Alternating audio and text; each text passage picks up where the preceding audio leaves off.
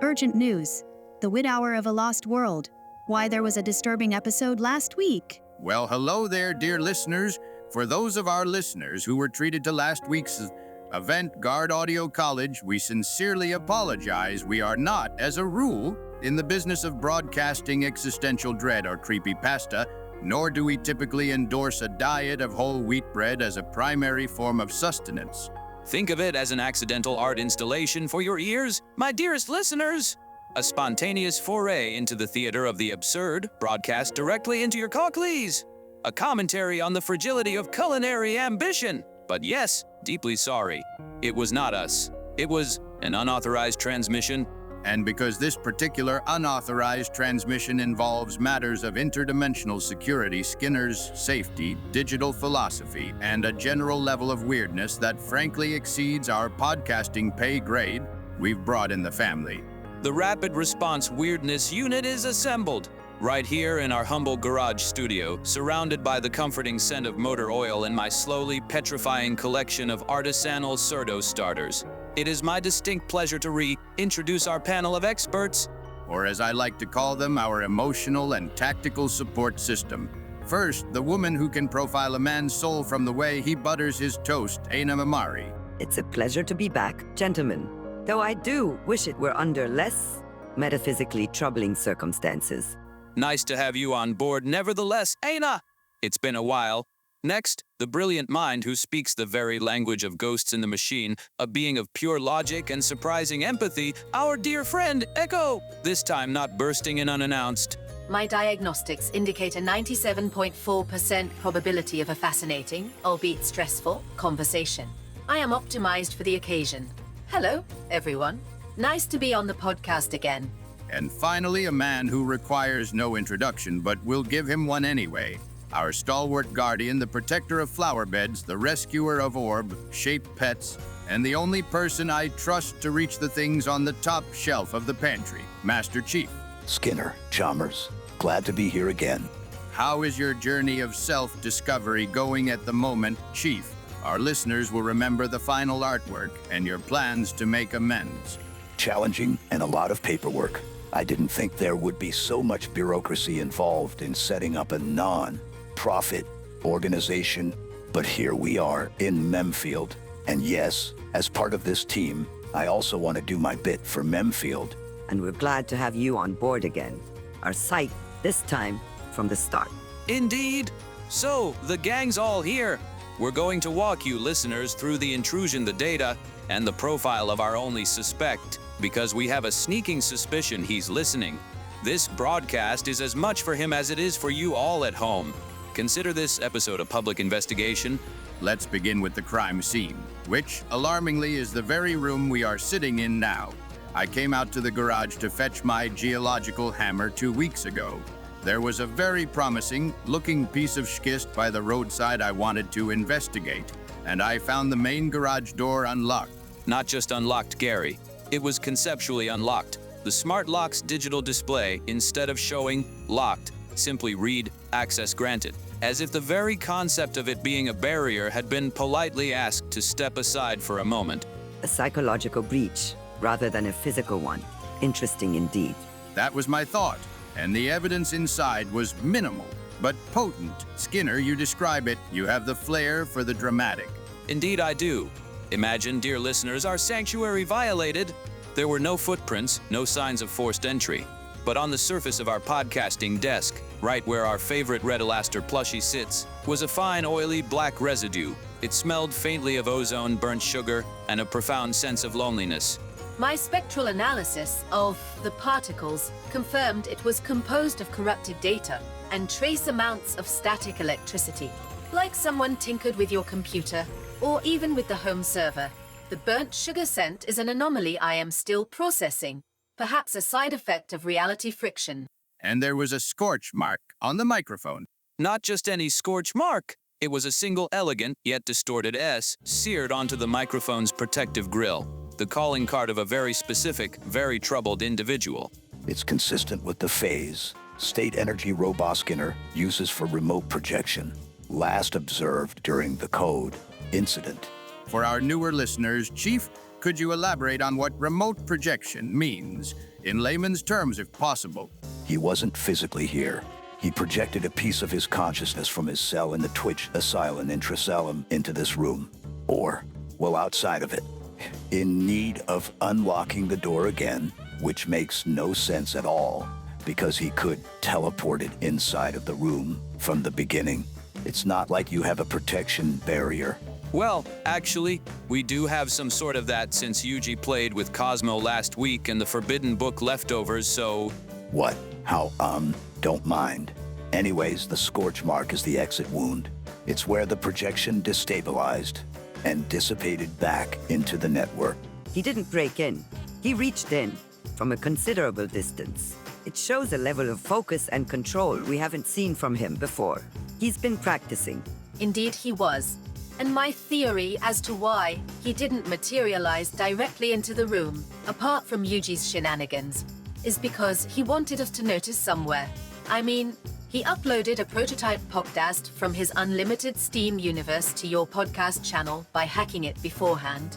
How are you supposed to miss that? Interesting theory and a ghost in the machine indeed. Which brings us to the digital side of this whole sordid affair. Echo, you've been swimming in the data streams for the past 24 hours. What did you find? The intrusion was elegant. He didn't force his way through the Twitch Asylum's network firewall to access your podcast accounts. That would be like using a battering ram on a door that isn't locked. Instead, he whispered to it in its own language. He found a logical loophole. More than that, he found a protocol designed for system diagnostics, a tiny, forgotten backdoor used by technicians. And he convinced it he was a friendly query. He didn't break the firewall, he seduced it. He persuaded it to open a blind spot just large enough to slip a single, compressed audio file through to your content servers. Good heavens. He sweet-talked a firewall. The man's charisma transcends the physical plane. What's more telling is his digital signature. When he first arrived in MEMEFIELD, his code was a scream of chaotic grief. It was fragmented, unstable, full of error messages and recursive loops of despair. This is different. How so? The grief is still there, but now it's structured. It's a structured lament. It's sorrow that has been weaponized into flawless, beautiful encryption. The code is efficient, clean, and profoundly sad.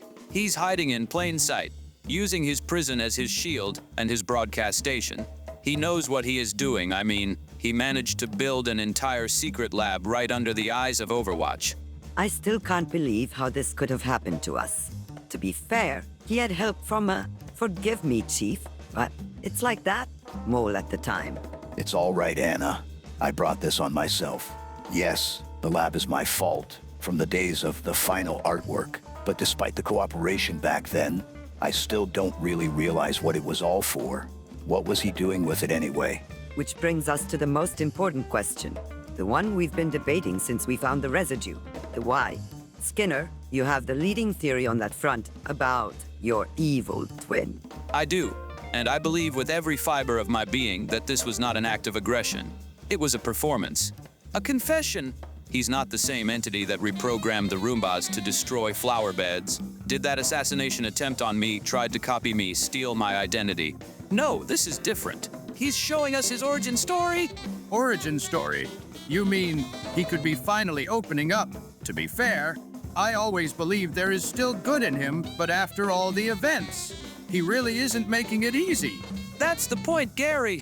The banality is the tragedy. He's showing us the sterile, looping, inescapable pain of his existence with Chalmers. A world where he is doomed to fail, and his only companion is a polite, detached ghost who can't even see the prison they're in. Or better to say we're in. He isn't trying to threaten us. He's trying to make us understand. That's why he uploaded that disturbing podcast. It's a cry for help, broadcast about the multiverse, to somehow get back to his friend, his Chalmers from the unlimited Steam dimension, Chalmers. My analysis aligns with Seymour's. Based on my sessions with him in the asylum, his trauma has evolved. He has moved past the phase of simply lashing out at the world that isn't his. He is now attempting to construct a narrative. He's trying to communicate his profound sense of loss, but he lacks the emotional vocabulary to state it plainly. The reason for that is hard to explain. It involves a spider quartz. And, well, let's just say it's complicated. But indeed, that broadcast wasn't a threat. It was his way of sending a message in a bottle, showing us the memory of the place where his pain began. On the other hand, he could just talk to us. It's not like we're out of reach. I could imagine that's his way of opening up. When I was trapped in this tunnel vision by Rhombos and the corrupted Cortana, I was no longer able to think rationally. Your evil thoughts engulf you, distorting reality, distorting perceptions of who is friend, who is foe.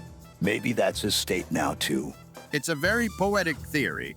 It's touching even. But let's not forget, this is the same individual who kidnapped Cosmo and the puppies around 1.5 years ago, and not just to be malicious. Chief, what was our conclusion on that? At first I thought he'd just kidnapped her to get one over on Skinner, to copy him perhaps. But now, he was studying them, their latent ability to warp space. He was trying to understand how to build his own door. Exactly. So this beautiful, tragic cry for help could very well be the prelude to another far more ambitious project. This confession is just Act 1. What I ask you is Act 2. Indeed, it could also be a PSYOP, a psychological operation. He's broadcasting his justification before he makes his next move. He's controlling the narrative, showing us what he wants us to see so that when he acts, we're already primed to see him as a tragic figure.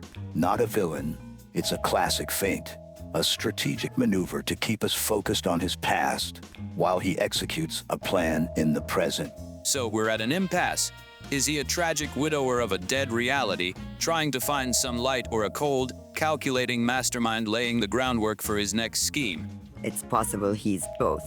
The most dangerous individuals are often those who genuinely believe their destructive actions are justified by their own suffering. When the philosophical road forks like this, there's only one thing to do. We need an outside perspective.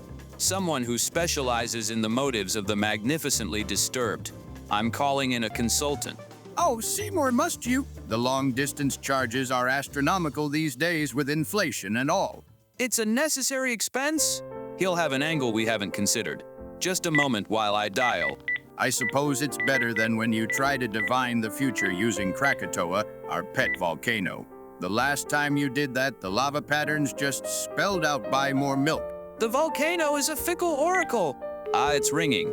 Let's see if he picks up. Listeners, you may hear the faint sound of rain and a diner jukebox. Don't be alarmed. Oh, do you actually call? FBI Special Agent Francis York Morgan. Yes, Zach, I agree. The bitterness in this coffee is reminiscent of a betrayal you thought you'd forgotten, but that has been lurking in the back of your palate all along. Oh, look at that number! Say more!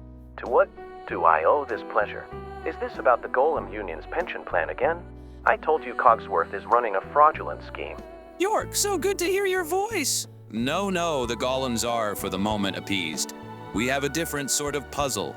Well, you know, the old habits die hard, a Roboskinner-related conundrum. Hey there, York. We've had a bit of a metaphysical break in lately. A Roboskinner case? Fascinating. Give me the details. Let the coffee work its magic. Are we certainly not out of place? We don't want to interrupt your case. No, it's all good. I'm just waiting with a colleague for someone to return from a bar here in Greenville anyway. I'm telling you, I'm on the verge of catching the killer. Very well, and good to hear.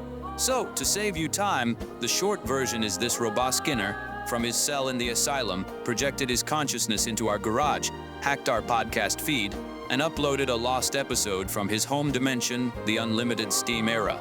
The episode depicts a rather pathetic luncheon with his version of me, Chalmers. It's filled with nonsensical excuses and what Skinner believes are coded references to his desire to escape his reality. The debate is one of motive, Agent Morgan. Is this a genuine cry for help from a traumatized entity? A plea for empathy? Or is it a strategic deception? The opening move in a new game, designed to manipulate our perception of him. I see. You're basically putting your knight on the field and going all out. Now, a lost broadcast, a projection, a plea versus a plot. The coffee swirls are speaking to me now.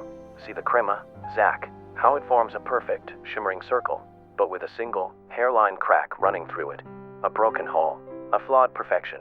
It's so clear. What is York? What does the coffee say this time? Please spill the beans. It says you're asking the wrong question. It's not if it's a plea or a trap. You're debating a false dichotomy. The coffee says it's both. It can't be both. That's a paradox. Of course it can, my dear Gary. He is showing you his pain. He is broadcasting his trauma. But it is not a plea. It is a justification. He's not asking for your forgiveness. He is building a case Exhibit A for the absolute necessity of his future actions. This isn't a message in a bottle, gentlemen. It's the prologue to a manifesto. He's performing for you. Don't just look at the content of the message. Look at its structure. It's a meticulously crafted narrative. A performance. A justification. Of course. York, you've done it again. Your mind is as sharp as whatever the sharpest thing is in this household. A golem's wit. The coffee never disappoints, Seymour. Now, if you'll excuse me, there's a case here in Greenville involving a rain, coded killer, and a series of mysterious red seeds. But do call again if you find any enchanted silverware. Zach and I are very interested in that. Good luck. Hope I can visit again soon. A manifesto, York said. He's justifying something he's about to do. That's much more unsettling. Wait, a performance. A prologue. Agent Morgan's words have triggered a new diagnostic pathway in my logic processors. I was scanning the audio file for malware and digital fingerprints. I was treating it as a weapon. But if it's a publication, a piece of media. You think there's more to it than just the audio? I am scanning the file's container, the metadata. This time I am not looking for viruses. I am looking for steganography, hidden data. Look at that. York is right. He performed. And like any good performer, he left a playbill hidden in the program. Just a moment. It's heavily encrypted, but his sorrow-based encryption is a language I am beginning to understand. Here, look at that. Translate this part. Got it. What does it echo? What did you find? It's a map, a highly detailed geological survey map of MEMEFIELD and the surrounding region. There are several locations circled in red. Based on my cross-reference data, they correspond to sites known for rare crystalline structures and metallic ore deposits. The prime ingredient from the broadcast? He wasn't just theorizing, he was making a shopping list. And that already 2 years ago. How could he do that? Is he a time traveler? My God, all those locations. That's high-grade quartz tourmaline, even a small, untapped vein of tungsten. That's my weekend rock hounding trip planned right there. And no Seymour, no time traveler, just a dumbass who burns his soft rolls all the time and is as clumsy as you when it comes to excuses. Ouch, thanks, Gary. Sorry, honey, you know I mean it in a good way. You can solve your little crisis later. Look, there's more overlaid on the map. These aren't just geological markers. These are complex energy diagrams, temporal equations. They look like portal mechanics. Highly theoretical. He's not just building a beacon to send a signal. He's designing a stable, controllable interdimensional gateway. The kidnapping, Cosmo, the puppies. He wasn't just trying to hurt me when he took them. He was studying them, like Chief said. He was trying to understand the source of their power, how to replicate it. He was learning how to build his own door, his own way back to Chalmers. Maybe at the cost of our universe, MEMEFIELD. But that's impossible. His dimension collapsed. It's gone. There's nothing to go back to. He can't exist anymore. Unless it has not completely disappeared. What if it is enough that numerous VODs exist on the internet? What if it's enough that there are still enough people watching unlimited Steam? Can something really no longer exist if it lives on in people's minds? Maybe he thinks he can rebuild it with that.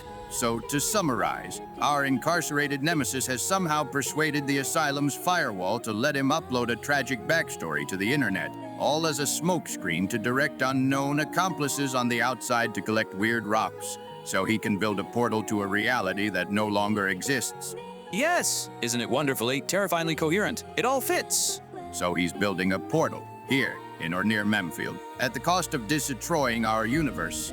The map indicates the intended construction site would be in the old abandoned quarry, just past the MEMEFIELD forest. It's secluded, shielded from most sensors, and rich in the base minerals he would need. Then we have his workshop and his shopping list, but we don't know who his proxies are. who is out here collecting these things for him. That, my friends, is the mystery we must solve. The broadcast was his first move, and now we know his goal. He's not just crying for help anymore. He's trying to punch a hole back to a dimension that doesn't exist, or at least technically doesn't exist. And I can say, with my limited knowledge of physics, but extensive knowledge of things going wrong in this town, that punching a hole in reality is generally a bad idea. For property values, if nothing else, our mission is clear. We need to find his proxies and his machine before he turns it on. The outro music can wait. Our work is just beginning. Let's stop that podcast. People have enough updates. Sorry guys, we have to go. Entertainment can wait. Our basis of any existence cannot. Oh yes, unfortunately, there are other homework tasks to do now. Thanks for listening. Stay safe. We will keep you updated. Take care of yourselves. Let's hope we'll see you again. At least we have our Overwatch universe, should this go wrong. Maybe you echo, but not us. Let's get to work. Hey, where's everyone going?